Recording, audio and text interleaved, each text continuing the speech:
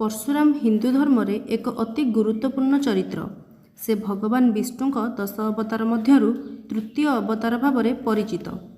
परशुराम शब्दर अर्थ परशु धारण करिथिबा राम, जेउठी परशु शब्दर अर्थ हेउची कुऱ्हाड़ी। से एक शक्तिशाली और तपस्वी ब्राह्मण थिले, जे दंडनीति और धर्म पालन पाई परिचित। परशुरामक जन्म भृगु ऋषि और रेणुका देवी गृहे होइथिला।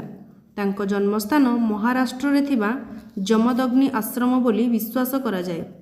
परशुराम छोट बेल ठारू शास्त्र चलाण और धर्म आचरण रे दक्ष थिले। से शिवंक उपासक थिले। प्रथमे से वेद, उपनिषद, धर्मशास्त्र और नीतिशास्त्र रे दक्षता अर्जन करथिले। एही शिक्षा तांको पितांक निकटरू मिलिथिला। परे से भगवान शिवंक निकटरे जाई शस्त्र शिक्षा ग्रहण कले।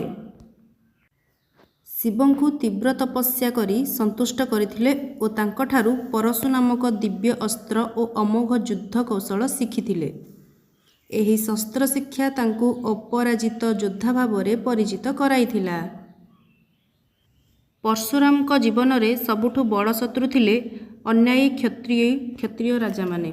प्रधान शत्रु थिले कर्तव्य अर्जुन, जी कि 1000 हाथ थिबा एक बलशाली राजा थिले।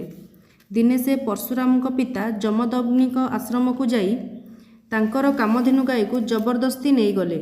एही अन्यायर प्रतिशोध स्वरूप परशुराम सेठारे आसी कर्तव्य मानकु बध करिथिले।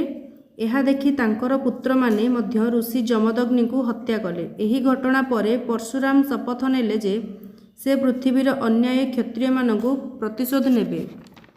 से 21 थर अन्यायी क्षत्रिय मानकु विनाश कले। एही क्षत्रिय माने जनसाधारणक उपरे अन्याय करुथिले और ऋषि मुनि मानकु अपमानित करुथिले।